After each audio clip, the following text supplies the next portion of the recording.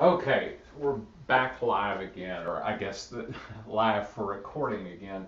So what I did is I went ahead and strained the the kind of stock makings that I had, and put it into the saucepan. Okay, and before I strained it, I used the wooden spoon to make sure that I scraped up as much of the brown bits as possible. The timer just went off. And so we're at like a total of 40 minutes right now. So what I'm going to do is pull this thing out and we'll check the temp on it. Just kind of see where we are there. Well, it's looking great. Actually, I'll put this over here so you can see it. I went ahead and turned this off. I'll turn it back on in just a second. Because this thing has reduced down to probably about a cup, maybe a little less. So it's reduced by about half.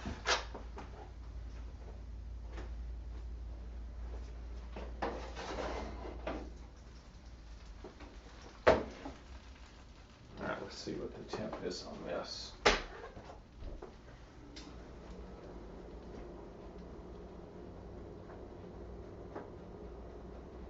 Yeah, 154. Let's see what the by temp. Yeah, it's 164. So this should go ahead and continue to rise. 164. See if it does. Yep. 164.7. 164. Yeah. So because what I want is I want these to get the thigh to get about 170, which it will. It'll go ahead and keep rising. So I'm going to leave this off. We're just going to sit this over to the side. So now what we're going to do is just finish the sauce. So I got the so what we ended up doing on that was 500-degree oven. The chicken was in there for 40 minutes, and now I'm going to relight this. My cooktop. Kind of turn that flame down. Now I'm going to add some butter. I'm going to add the juice from a half of a lemon. So I cut the lemon in half, squeeze the lemon juice in there. Actually, before I do anything to it, let's see what it tastes like.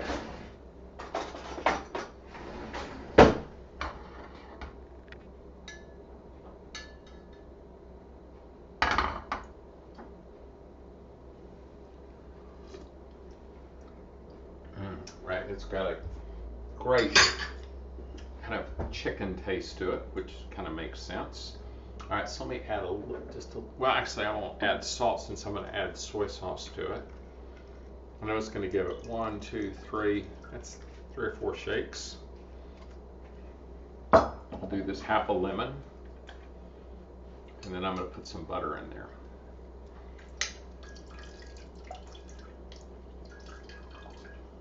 Okay, it's probably a couple of tablespoons.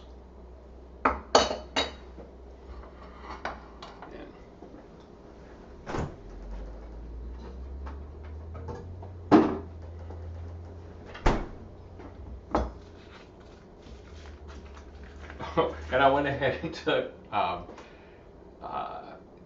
think it was Deep Eddy vodka is what I had. I took some vodka, put it on a paper towel, and stuck it inside the knife block where the kitchen shears went. Because I don't think I got any, chicken goodness inside there, but on the off chance that I did, it's like, all right, that's a good, effective way to disinfect it. It's like 50% alcohol.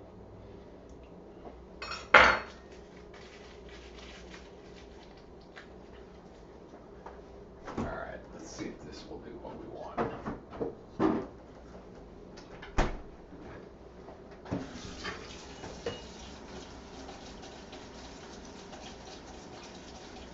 And 40 minutes, sure, it's a lot more convenient to run by and grab a rotisserie chicken. My problem with rotisserie chicken is that it seems like every time I ever get it, to me it's dried out. And so that's one of the things I like about this is that you can control what doneness you're looking for. Plus, you can also control kind of what goes, into the chicken.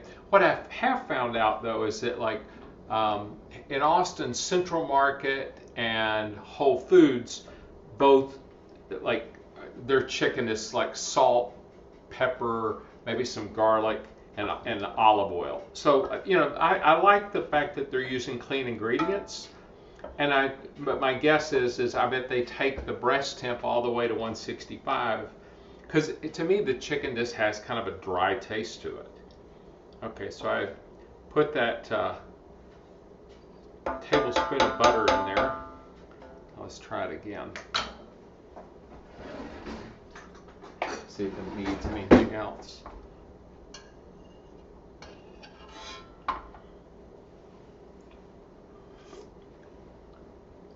Wow, I like that, because that lemon kind of adds a brightness to it. The soy sauce kind of ups the umami. I'm going to do one thing with it real quick. I'm going to hit it with a quick shot of fish sauce, because fish sauce makes everything better, right? Now let's see what it does.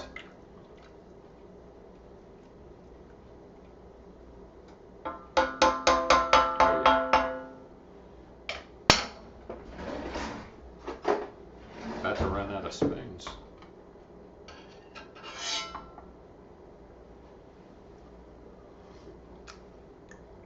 Oh yeah, I think that's a go.